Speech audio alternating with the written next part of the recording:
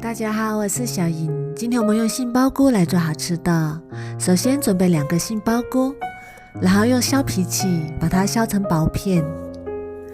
这样做出来的杏鲍菇比较容易入味，而且做法也非常简单快速。像这样就可以啦。然后烧一锅开水，放入开水里焯水3分钟。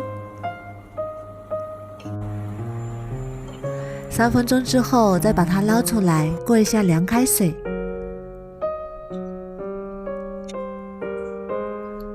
然后控干水分，装入碗中备用。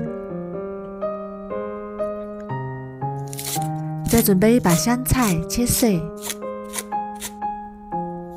切好之后，装入碗中备用。再准备4瓣大蒜，切成蒜末。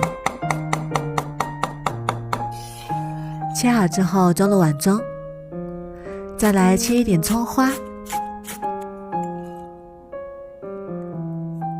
然后加1勺辣椒粉、1勺花椒粉、1勺熟芝麻，淋上烧开的热油爆香，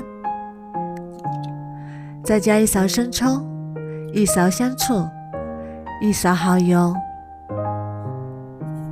1勺白糖、半勺盐。再加一点小米辣，最后加1勺香油，搅拌均匀，我们的灵魂料汁就调好啦。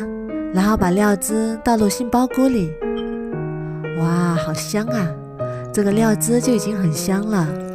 然后搅拌均匀，最后再撒上香菜，搅拌均匀，一道好吃又简单的凉拌杏鲍菇就做好啦。这样做的杏鲍菇非常的入味下饭。过年过节的餐桌上来上一盘，非常的解油腻，比大鱼大肉还要受欢迎。做法也是非常的简单，几分钟就能上桌。如果你喜欢也试试吧。喜欢我的视频就关注我吧，谢谢您的支持。